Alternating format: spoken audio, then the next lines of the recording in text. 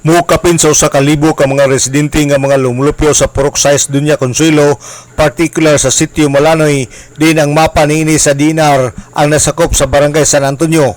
Niadto nakalabay nga semana ang mga barangay opisyal niining maong mga barangay ang gitigom kini nila ni Konsyal Dinky Suizo o Konsyal Carlo Moraleon aron sa pagsitol sa boundary conflict. Matud pa ni Konsyal Dinky Suizo, ang minority floor leader sa Sangguniang Panglungsod, chairman sa Committee on Tourism, Information and Communication Technology and Housing, Planning, Zoning and Resettlement, nga niadto nakalabay ang Hulyo 2 nining tuiga ilang gitigom ang 14 ka mga barangay nga dunay boundary conflict.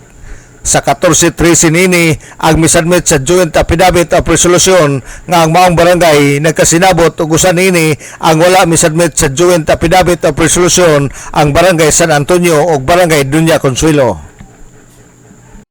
Way back July 2, 2024, naatay gipatawag nga mga barangay nga naay mga conflict or mga boundary disputes sa matag kuan, matag tawagan na submitted nga matag mapa nga gihatag kanato sa atong city planning, ug out of sa mga barangay nga atong gipatawag na atay 14 ka mga conflicting barangays nga during that meeting. So pagpatawag na mo atong July 2, we require them nga if possible magpatawag sila consultation sa ilahang mga gisakupan nga katong mga boundaries nga nay conflicting nga mga residents, kung asa ba ning mga residents magpa-resident, asa sila magpa-jurisdiction, asa sila gusto magpa-silo nga barangay.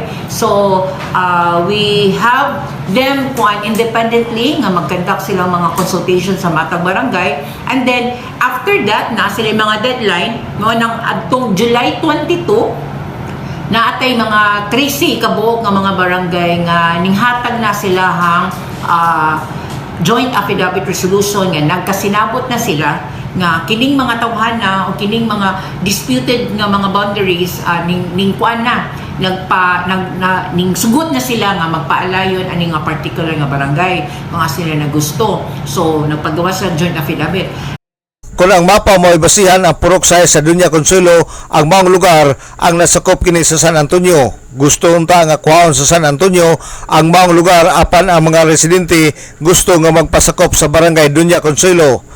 Sa mga karon, ang maong barangay ang nakasubmit na sa ilang Joint Affidavit of Resolution nga mao basihan sa survey sa Philippine Statistics Authority. San Antonio Manggod ug Villa Consuelo, way back pag yun pila ko pa years, they don't have any idea nga na particular din nga area sa Villa Consuelo nga warag Purok Size nga belong din sa San Antonio. It was only then nga bag-ulang di sila nakabalo nga San Antonio nila na belong kay nakakita man sila sa mapa nga gi-present. Although walay conflict, pero as soon as napagawas nito sa mapa through the DNR nga katong isa ra man gud ka buok mapa ang atuag yung i-certify ug mo consider nato og kanabit ng basis, which is mo na ang kanang mapa sa DNR. It is called kaning atuang Land Management Bureau or DNI nga certified nga mapa. So, with that, dito na dahil sa San Antonio Sevilla nga, ang ma-affected man gud nga mga resident o mga inhabitants mo, kabot o mga libo kapin. So, mo nang they decided nga mag-conduct consultation kung unsa man gani ang tinuod, and then sa San Antonio gusto pud siya makuhaon gud pud antong area ha, pero during the consultation kining Purok Size really wanted to belong sa sa Villa Consuelo. Si San Antonio pod kay tan-aw nila maglisod sila og kuha ani mga tawhana sa ilahang kanang tawag ani kabubot-on nga mobalik sa San Antonio. So wala na lang gid pud sila ning pursue. Pero again, this should be subject nga mo-form part sa Joint Affidavit of Resolution sa duha ka barangay para si City Council mo-approve kung unsa ditong boundaries nga ilahang gikasabutan. Kay pagkakaroon, kana pag yung Malanoy din nga Purok Size, part pag yun na siya sa San Antonio kung ang DNR ang atuang basihan.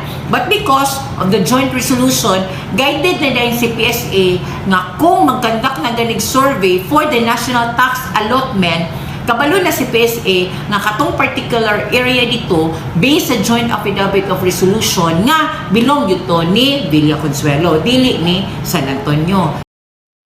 Si Konsehal Dinky Suiso sa niyang panglungsod.